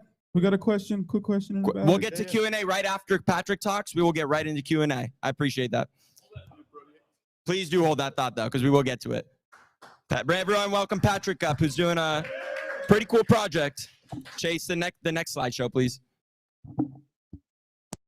Give it up for Patrick one more How's time. everyone doing? And those great drinks. Dicker the Sipper was a hit. Get on stage. Get on stage. You got to get on camera, man. Don't be shy. You dressed up as a bolt sender right now. I'm going to be kind of honest. We might have to cut the tape on a lot of this stuff. A lot of it's very proprietary. Kind of serious. So essentially, you know, was kind of interesting. We had a meeting recently, the Rivers Lake Yacht Club, and we were talking about it, and we had we had a problems articulating what we need to do. And Kent finally said, "What do we need to do?" And he articulated it very clearly. He said, "How do we get home field advantage?" I don't know if you guys know who I am. I'm one of the co-founders of Electric Avenue. Electric Avenue is a cool tailgate that we started in Pink Lot. And it's kind of interesting where if you guys tailgate in a Pink Lot, historically, there might be like one or, recently we took over another row. But when we face fan bases that have numbers, say even the Raiders, when they like two win, whatever, they still can actually roll deep. Eagles, Steelers, name it. We get overwhelmed in the Pink Lot. But what's fascinating though is there's always fans out there in the Pink Lot that are just disconnected from everything that we're doing. And even when I started Beach City Bolts, it was a break off of another club that we will not name. And if they're here, show up. Anyways, but like what happened was, I went to several different bars. And I saw charter fans in every bar, in my neighborhood. And I saw 4 here, 4 there, 10 here. And I was like, where do all the charter fans go? And in the local area, they couldn't tell me where. And I literally now do watch parties that can get up to like 400 people at a time. And in a lot of them are locals. Some of them travel from afar, but really like 200, 300 people are local. And there's a lot of charter fans. They're just like completely disconnected. And for instance, at the Raider game, I'll get into this. It's not as polished as everything else because a lot of this is very new. It's a very new topic and it's a very new direction that I think we want to go in. But one of the things with like Electric Avenue, that how we founded it, and even with Beach City Bullets as my crew, the crew that I started down in Orange County, is I literally found Rivers Lake Yacht Club in the vast expanse of the Pink Lot, just like other crews that we have. And I'm sorry to say it, I'm sorry. I have to say it. But no, it's something that we have to be kind of little real about is when the relocation of the Chargers fan base happened from San Diego to LA, it completely scattered the fan base. It disorganized it in a way that we still haven't really been able to reorganize and rethink and recalibrate and just redirect the entire fan base on where we need to go. And like Electric Avenue has doubled in size this year, and we started last year. We started with 30 cars. Rivers Lake Yacht Club was one of the crews that we started with, and we started with 30 cars, and now we're like up to like 50 to 70. And I found like at the Raider game, I found 20 new Pink Pass holders at this Raider game because I would just walk around the lot, and there would be like some Charger group and like surrounded by Raider fans, and I'm like, this sucks, right? Would you like to park next to other Charter fans? This looks kind of whack. And literally, there's some Raider fan harassing us as I'm talking to them about how we're going to take over the Pink Lot. And they're like, oh, it never happened. I'm like, just give us some time. But yeah, so essentially, not to get into it, any further is, we've identified a few things that, that's holding us back. We're kind of lacking an identity. A lot of our identity as the Chargers is based in San Diego. When it comes to like, there's the chant, San Diego Superchargers. And look, it's part of our history. We should embrace it. But the problem is we're now in Los Angeles. The resonance is it's not happening. It's just not clicking. And as the fan base is growing to be more and more Los Angeles based and still has a sizable San Diego faction, it's becoming more and more disconnected. And so, all right. We need a home base. I'm just going to pause for that. We need a home base. Okay, let me tell you one thing. The Eagles fans are going to swarm here tomorrow on that pier right here. They are deep. The most organized fan base in Costa Mesa, where I'm based, El Segundo, is the Eagles. The Chargers were based in Costa Mesa, FYI, for 8 years. I live a mile from that previous training facility, and they still are more organized than me. But it's starting to change. But still, like, really, Philadelphia, Costa Mesa, like, wow. All right. Here's the thing is, like the Green Bay Packers, Chicago, New York, you can go on, Miami, Jacksonville. Where do we have an actual, where can we, or go back? Where can we actually have a home base? So the thing is, because of certain factors, I'm not going to go into it, the Charger fan base is actually getting scattered around California, getting scattered around the country is what we've noticed through like Charger Bolt family and that group from other groups that I'm a part of. And, they may have been based in San Diego or Southern California, and then they moved for various reasons. And when they come into Southern California to go to a Charger game, I did a survey actually on Reddit and was like, where do you actually go when you come for, in town for a home game? And the answers I got were astounding. Oh, I go to Buena Park. Oh, I go to Hermosa Beach. Oh, I go to Westchester. Oh, I go to Santa Monica. Oh, I go to Orange County. Oh, I stay in northern or San Diego County. It's so scattered in the sense of like, it's just all over the place. And, one thing after doing research, after, I'm in the bar industry, so I'm just, in bars and restaurants, hotels, whatever, all the time, is we've landed, and also because the Chargers moved at El Segundo, is we kind of found the potential for El Segundo of being a home base. There's the amenities that are there that other places don't offer. One, hotels. There's 2,500 hotel rooms in a square mile between the Charger Bolt or, the training facility and LAX. It's just like a hotel. There's that many hotels, and they're from various price points and various, it's like there's stuff starts at $70 a room all up to $300 a room. So it's all over the board. They have a downtown area. The downtown area is fascinating where it's an old town, so it's not on a major street. It's actually kind of like old town Pasadena, where they're not major roads per se, but we can actually shut down the city streets. You met the mayor at our event. We brought him down, the mayor of El Segundo. I've had meetings with the economic development department about all this. And we have support from certain elements of the city, in everything. And it's fascinating where imagine, the statistics that we saw that, through research is like, look, there's probably at least 5,000 people that fly into LAX every Charger game. Then add on the people that maybe drive here. I know people that drive from, the Central Valley of Santa Cruz, Yeah, you guys tell me. You guys tell me. You know what I mean? Like, so they're driving in. So where do they stay? There's an RV, there's a beach, there's an RV park. LAX is right there. There's freeway access. And people already stay there, but the problem is not an emphasis. It's not an emphasis of like, look, imagine like I don't know, like through a banger game, the Chiefs weekend, we all concentrate and converge on El Segundo on a Saturday night, the day before the game.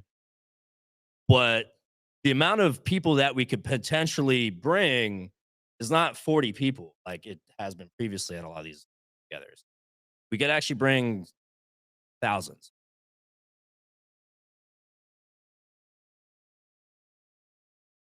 Painted powder blue. Now, I want you guys to imagine that. I want you guys to like internalize that, because a lot of the Charter events that we've had in the past have always been, at best, like I said, it's at best a few hundred people, but the thing is, if you look at the numbers, the statistics, we can make this huge. It's no joke. This is what success looks like. This is a good. It's a good vision. Yeah, it's a good way. It's a good way to think of like, could we actually go here? And the thing is, the numbers, the math is mathing. But it's up to us at the end of the day. And that's something that's so important, is it's up to all of us coming together, getting behind the same mission, supporting all the social media influencers, supporting all the different groups' mission, everybody coming together to paint the city powder blue. Okay, here's the problem. Okay, let's say that we win the Super Bowl this year. Where the hell are we going to have our parade? No way. It's going to be El Segundo. And I'll tell you why. Because it's walking distance from the stadium. It's walking distance from a lot of things. El Segundo is where we're going to have that parade. If we decide we want to do it, otherwise it could be Inglewood. It could be the Dodger Stadium. But I don't think that makes sense. I think We could lock down a whole city if we wanted it. We have that power. We could do it. So any closing remarks, Patrick, before we get into Q&A? Actually, there's more to the story. There's more? All right. So this is just the vision, the big picture. Like, how do we get there? You know? So, all right, next. All right, so me and Ken, as well as some other characters. Ken is also the one who owns Boltman and all the other characters. I personally actually have one of the on-field mascots of the Chargers in an undisclosed location. And I don't want people to know where it's at. All right, so it's I mean, to get back on track is one of the things that we noticed is, are people recording? It's live stream. We could do a lot for the community. Let's go that way. So, here's the thing is, there's a lot of fan engagement that we can go and do. The Chargers are doing their best. They're really working hard, to really get in the community. But I feel like there's just a lot on the table that we could do ourselves. For instance, and one of the things, that Ken has done is we're, for instance, in early January, we're going to go to Skid Row. And we're going to hand out tents and provide other services for people on Skid Row. And he's been doing this, and he's been raising money for Chalk, or I believe other children's hospitals, and raising tens of thousands of dollars, in the past. And just out of his own, he's not even doesn't have a nonprofit. He doesn't have like any machinery behind him. He's doing this out of the kindness of his heart. But it's like, imagine if we had a nonprofit in the sense of like, look, can we take this to another level? Can we step it up? Because Ken, it was kind of interesting numerically in the sense of, Skid Row. He in the past he was able to raise enough money or get enough tents for like 200, which is a sizable amount of tents and sizable. But the problem is the crisis, or the issue is we need like 11,000. In order to actually make any sort of dent. And if he was able to get 5,000 tents, so the thing is, how do we have a force multiplier? How do we actually do what we're doing, but actually take it up like 10 times as far as like our effectiveness, our output, and things like that? And the nonprofit, look, tax deductible donations. So as a result, there's a lot of people that, I was talking to Mr. Jimmy here, and, there's things he can do with wealthy clients, and there's other people of wealth that we know where they just need tax write-offs. They're just like, I got $5,000 that I can just, I can give to a nonprofit. They're going to tax me anyway. I can give it to a nonprofit and just do that. But also there's things like micro donations.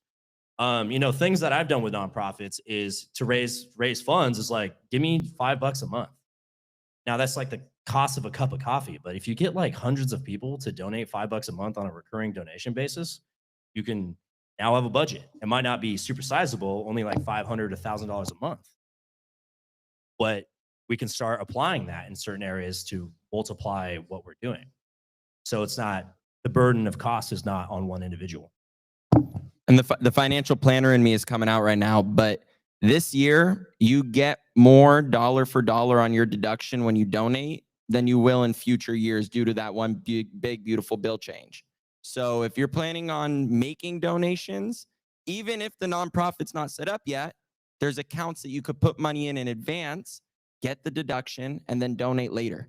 And if you guys have any questions of that, why not work with the Athletes Advisor and a fellow Chargers fan?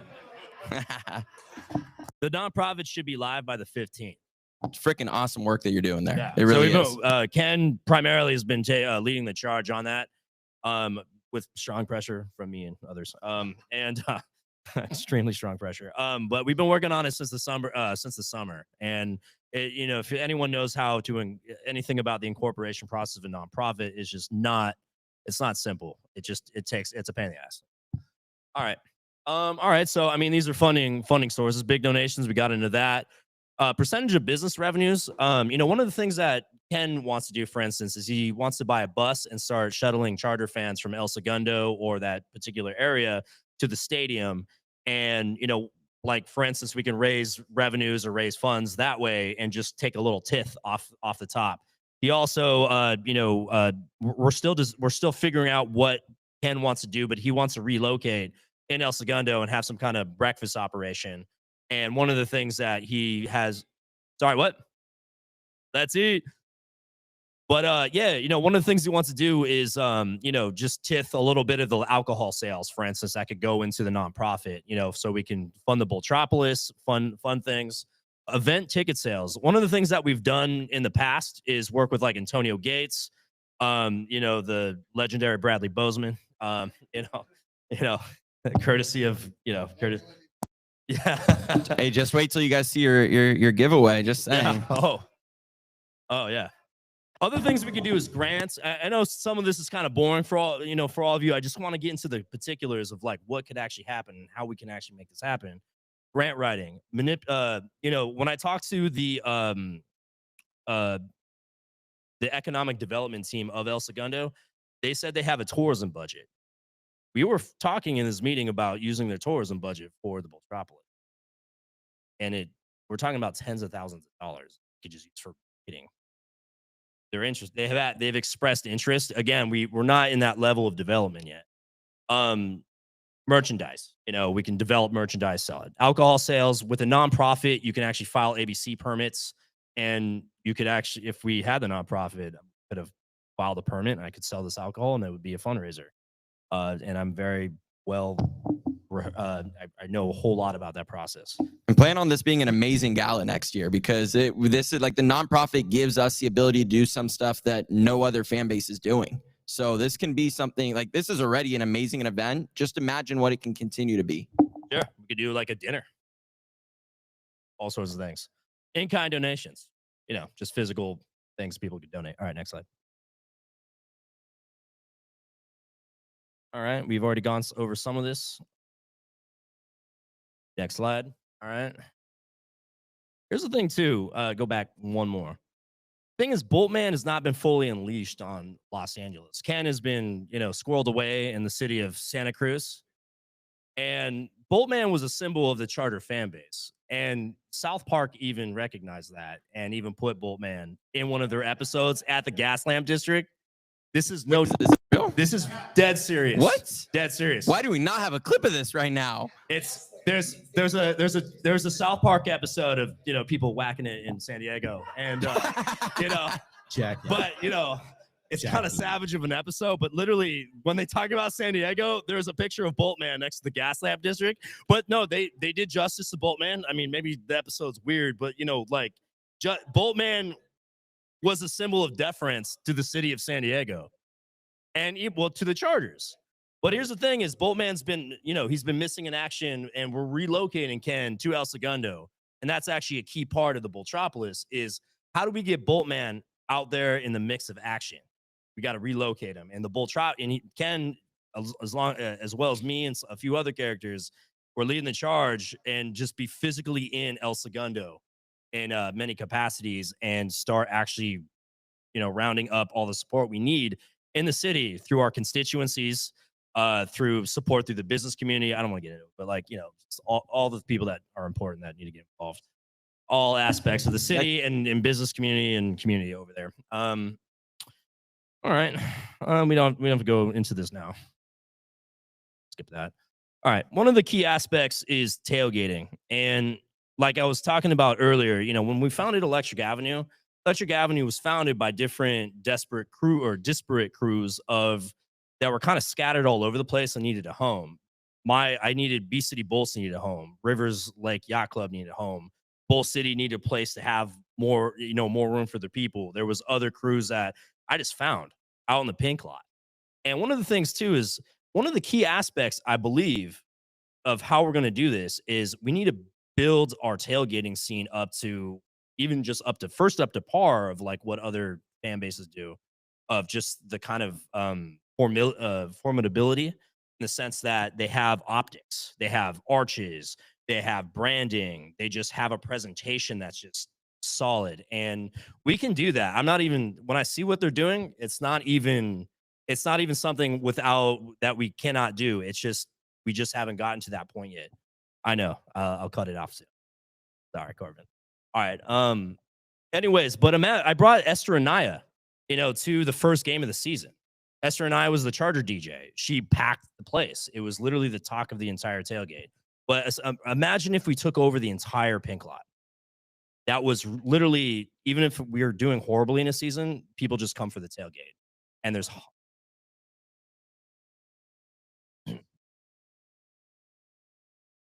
that is, what if Charter fans took over the pink lot?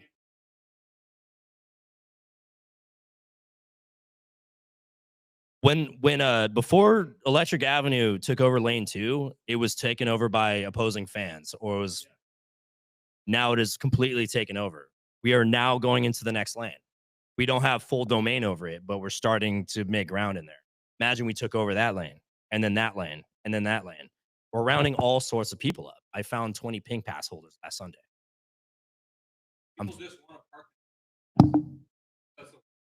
Why is it hard? It's not if, it's when. When? All right.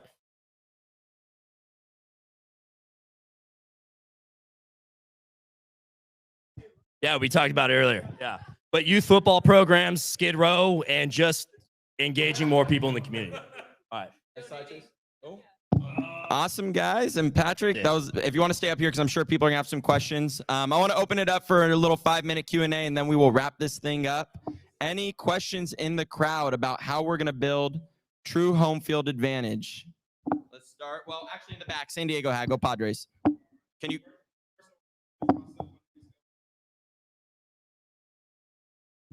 LB, would you mind? Will you come up here? Let's get you a mic, man.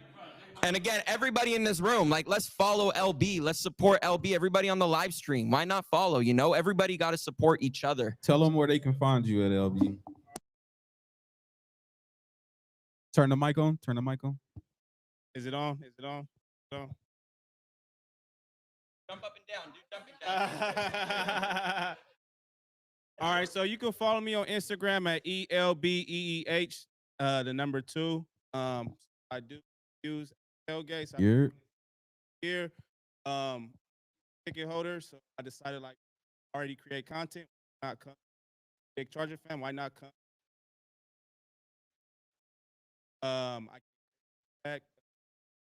Some stuff has been going viral and stuff like that. My question was to be able to reach the fans when we come up with slogan, the chant. How do we decide which one we're going to choose, and how do we relay that to? Great question. So first, how do we decide what we're going to do? Right. That's up to all of us. And I want you guys to take the next few months, brainstorm, think amongst each other, think what could be good. Email us, reach out, DM me. Let's get these ideas flowing. To do another event like this before the season starts, lock in that idea with all of us together. And how we're going to get it activated is by giving out flyers day of game 1. And we're going to print thousands of these things and signs and everything. We're going to post on socials. And look, we got, how many followers you got right there? Let's give them the mic real quick. What your dreams? Collectively, almost 500,000. So we got 500,000 friends. Yeah, wrap up first applause. Yeah! Your dreams, baby. Okay, so let me let you finish. No, that was the question. Like, how are we going to do it? And my point being is we're going to do it with us. We got a power. We got the followers. We got the influence. It's just how can we come together to make an impact? Okay, so as you were giving your presentation, I'm like, when you were laying out the problems, I'm like, I can help, and barely contain myself because I'm from San Diego. Let's go! 619, and I don't know if you see me, but I perform at all the tailgates. I'm there in the pink zone before the game. I go to the games. I'm the one who's dancing through the aisles. I was on the jumbotron, and I also perform after the games on the way out on the exits. I'm chasing my dreams. It's my whole thing about inspiring people to live their dreams. So I could help pass out thousands of those things. If some of y'all want to join me at the tailgates before the game, I'm that guy with the speaker and going through there and also, so I have an idea how we can solve the problem of the Chargers fan base and the Los Angeles fan base. Instead of making it about the city, making it about the colors. I have a song called Yellow and Blue. I just dropped a music video for it last month, including all the Charger fans in the tailgate in the stadium. and performance shots after the game. Let's do it. I can be a part of the Segundo team. I can do all of that stuff. I do it on a daily basis. Yes, and see, it's not about clap round of applause. Yes.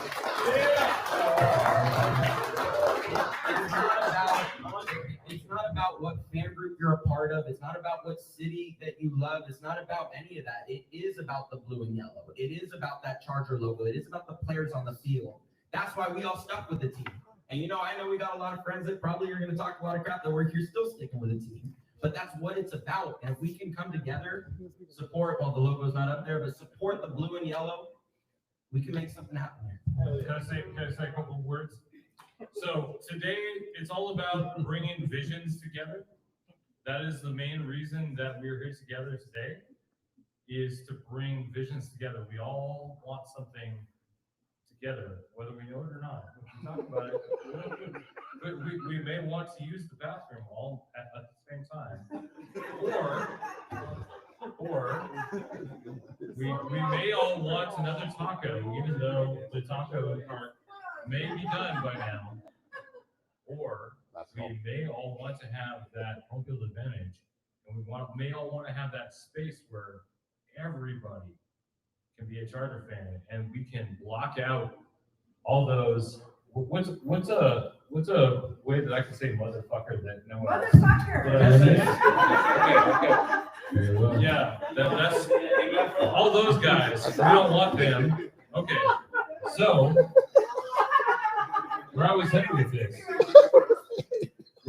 this is I have spent some time in Europe, and I can tell you. I was in Europe. I'm a man in a suit with a captain's hat on. Yes, I've spent some time in Europe. Is that so wrong? Okay, so I've spent some time in Europe, and I know a little bit about what makes home field advantage for, let's say, a European, particularly an English soccer team. You want to talk about home field advantage? You can't even walk through that neighborhood without getting like jumped.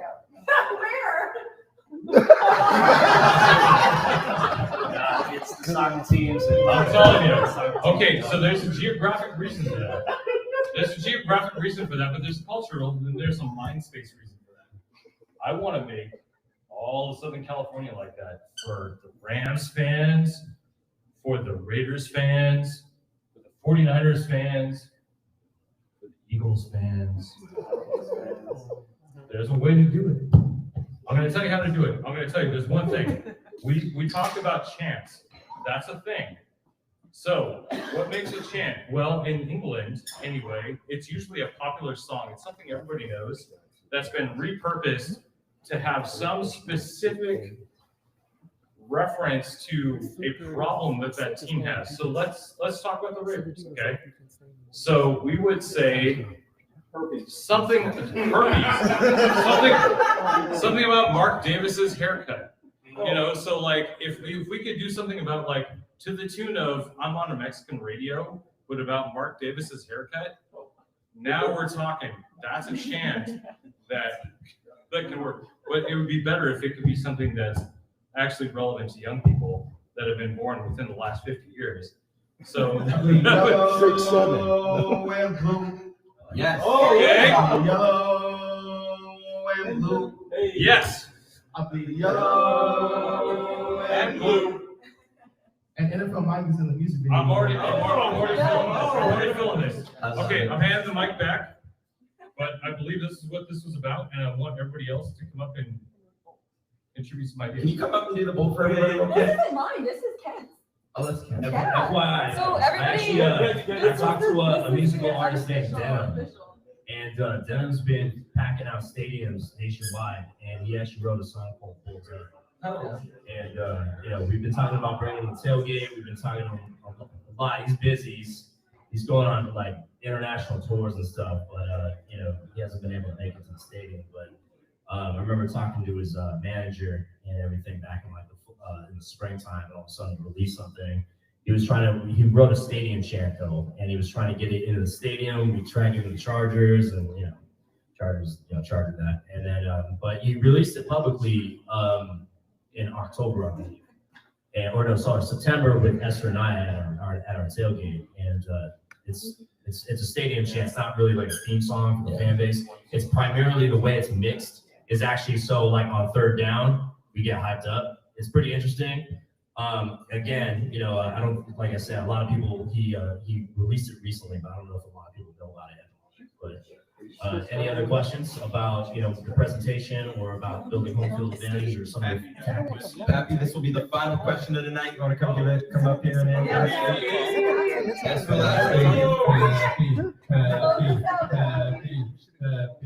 We're a different.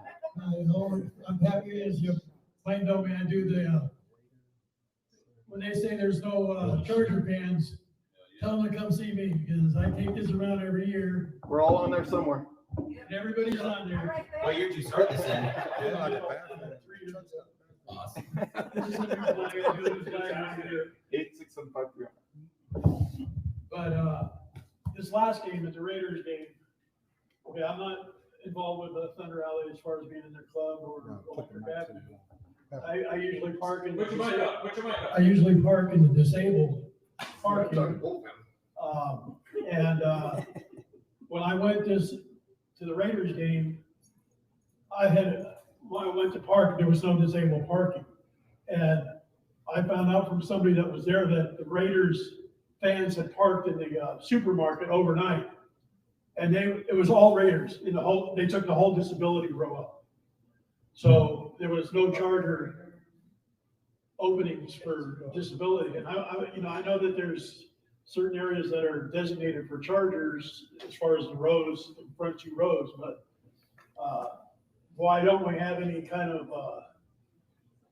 control over the disability parking areas too? I mean, we can talk more about it. There's a specific way we have to go about it. See, what ended up happening, and I do a free giveaway every game. I give away about 15 to 20 items. I do a free giveaway at every game, and I give away about 15 to 20 items. Well, they put me in the fourth row where there was all Raiders there. There was one other Charger in the whole row. It was like down a diagonal from me, and it almost was like Charger fans didn't come down that row because it was all Raiders fan, and I had my granddaughter walk out with tickets to give to everybody because we didn't have any traffic coming through there. And I don't know what happened, but there's usually 40 or 50 people that come because they're getting free merchandise, whatever. And so because where we were, nobody showed up to it, So we would be a better spot. Get Pappy a better spot. This kind of goes back to taking over the paint line. Yeah, definitely. The other thing is, like this event tonight, my man here, Andrew, was doing his podcast and quickly mentioned that he was going to an event. I drove, my trip here is 260 miles just to be here tonight.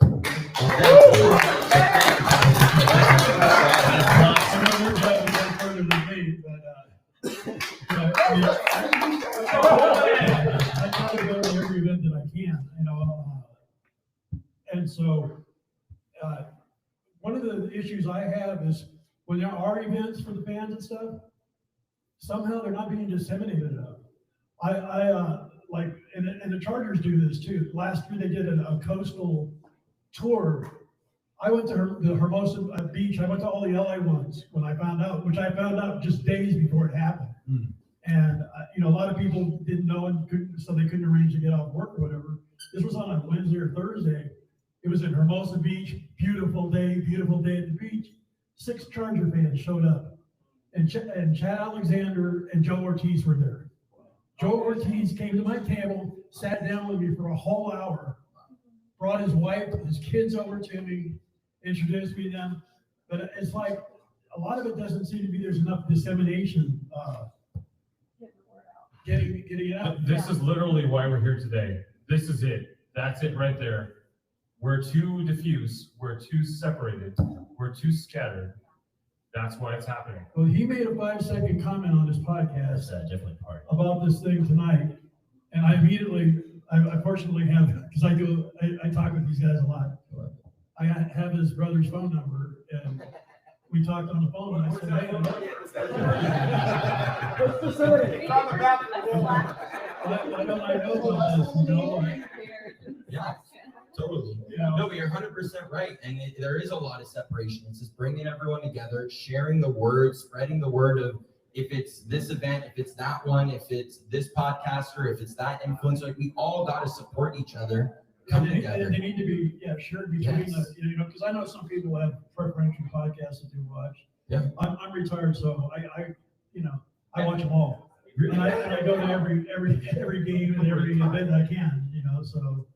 I think what it really comes down to is, you know, everybody spreading the word. Yeah, just getting it out there. Not even if it's a Rivers Lake Yacht Club event, or if it's a Die Hard Boat Club event, or if it's this group versus that group, we support it because it's a Chargers event. We're Charger fans at the end of the day. And I will say, as far as most fun goes, I was born in 1956 in Inglewood, California. I thought it was 1980 when you were born. No, 1956. I was born. Chargers were in LA in 1960. So they started here. In 1973, when I turned 17 and could make my own decisions, I moved to San Diego. Dan Fouts was drafted that year. I became a Chargers fan that year. And I moved back up to LA. Chargers came back up to LA. So I grew up in Inglewood and El Segundo. And I mean, I understand all the thing about San Diego, but I'm loving that they're in LA now. So I think we need to really build this. And El Segundo is the perfect place to start building that out. And on the other end of it, I'm kind of sad that they're not in San Diego anymore. But it doesn't matter because we can come together to still support the team. And we can readdress it in 2039. All my children were born in San Diego. I lived here for 25 years. So. Soft spot in your heart too. Well, Pappy, thank you for coming up here. Appreciate the question. Appreciate the conversation. Everybody, round of applause for Pappy. All right, guys. Well, this has been an awesome event. I mean, it's never been done before, and we just did it right now. So how do we proceed from here? Well, we will definitely get some content out there. I think, Pappy, you know, you're calling yourself old a little bit ago. I think you came up with a great idea by maybe creating a group chat or a Slack channel or something to put all of us in one place, because we are the core fans, and from us, it'll spread rapidly. So if you guys take one thing away today, it's what is a fan base, and what it is a community. And we are a community here that is going to support each other, and we are going to turn SoFi, turn Southern California powder blue. Thank you all for coming.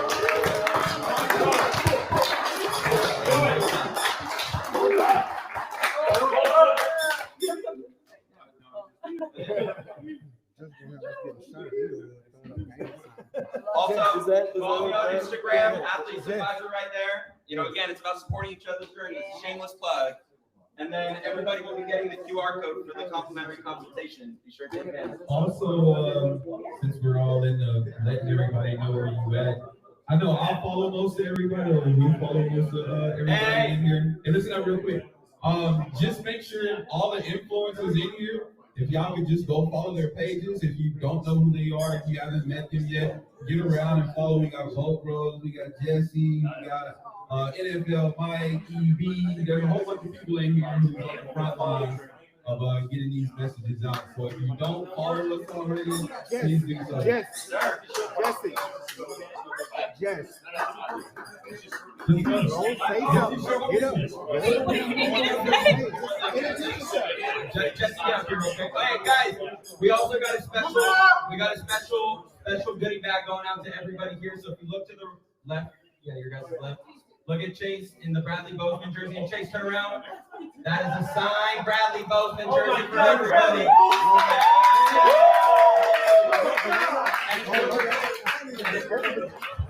If you're over here, you look at Boston Tequila as well. Shout out to the sponsors. What's the tequila? 512 tequila. 512 tequila, baby. 512 tequila. All right, go get your goodie bags. Thank you all for coming. Oh, Jess. Can you like interview me? I want to be on your interview. Yeah, okay. Really important question we never got around to. All right. Got it. It's got gotta be DJ. It is DJ.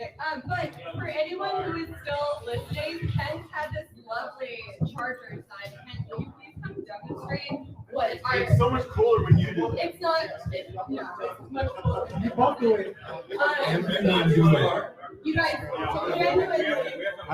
Yeah. Hey, y'all hold it up. No. This is your new charger.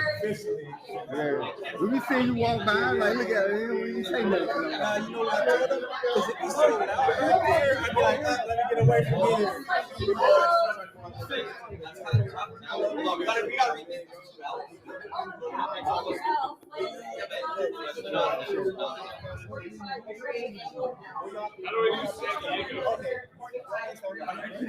in Ventura. I'm in the elsewhere, but I work in San Diego.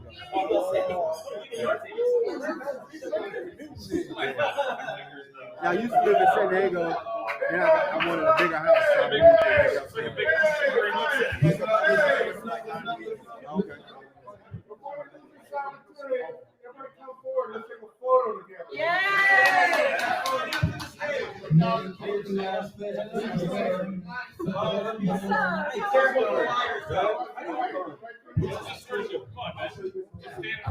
Oh yeah, absolutely. Everybody get to the front. Let's do a quick picture. I'll hold it up in the photo. Photo time. Get up front. Okay, on the stage. Don't step on electronics. Yeah, please be careful. Yeah, if you see something, don't step on it. If you see something, I guess you're telling. All first plate yacht club members in the center. Matt Hall in the center. John Ethan Zarate in the center. Wait, incredible opportunity to practice your ball. William Mitchell. Wait. Behind me.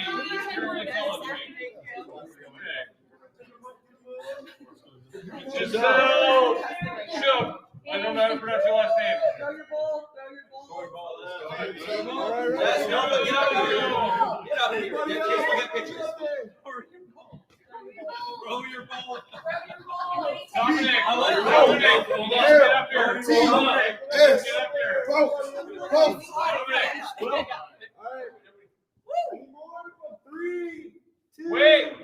Wait, Dominic's not up here. Dominic, get over here. Get over here. Dominic, get over here. Hurting my leg. Smile. Hold on, no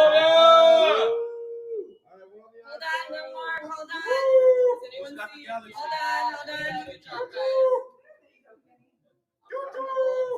Hold on, 3, 2, 1. All right.